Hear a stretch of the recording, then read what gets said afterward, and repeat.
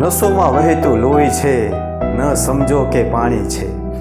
આ દેશમાં રહેનારો દરેક જણ ભારતવાસી છે. એ જ જન્મભૂમિ માતૃભૂમિ ભારતની વાત અનોખી છે. ભારતને સમર્પિત યુવાનોની યુવાની છે. નશોમાં વહેતું લોહી છે, ન સમજો કે પાણી છે.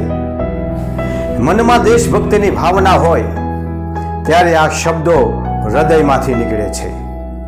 અને આપણું ભારત સદીઓથી શૌર્ય ગાથાઓથી શોભતું આવ્યું છે. તેણે કોઈની પાસેથી કંઈ છીનવ્યું નથી અને ક્યારેય કોઈના હકને માર્યો નથી. બસ તેને બંને હાથે લૂંટાવ્યું છે. ભારત હંમેશા દેવામાં વિશ્વાસ રાખે છે. પછી તે દાન હોય, જ્ઞાન હોય, બલિદાન હોય. વિનંતી કરું છું હું મા ભારતીને કે તારી ભક્તિ સિવાય કાંઈ બીજું ન મળે. મને જન્મ મળે તો આ ધરતી પર, નહીં તો મને ફરી જિંદગી ન મળે. મારે રાજપાટ નથી જોઈતા, મને તો તમારો ખોળો જોઈએ. આ શબ્દો કોઈ દેશભક્તિના મુખમાંથી નીકળે છે. ક્યારેક ભગતસિંહ, ક્યારેક સુભાષચંદ્ર બોઝ, ક્યારેક ચંદ્રશેખર આઝાદ ના મોઢામાંથી નીકળેલા શબ્દો સામાન્ય લોકોમાં ચેતના જગાવે છે. સરહદ પર વીર જવાનો પોતાનું લહુ વહાવે છે.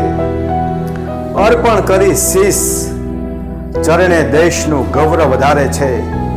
આ ધરતી મારી માતા અને ઝંડો મારી શાન છે. રાખી એવા જજબાત તેઓ માટીને ચંદન બનાવે છે.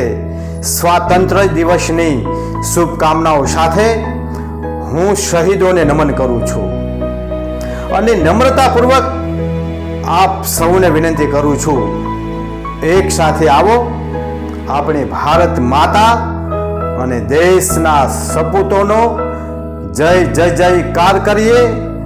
જય હિન્દ, વંદે માતરમ, ભારત માતા કી જય.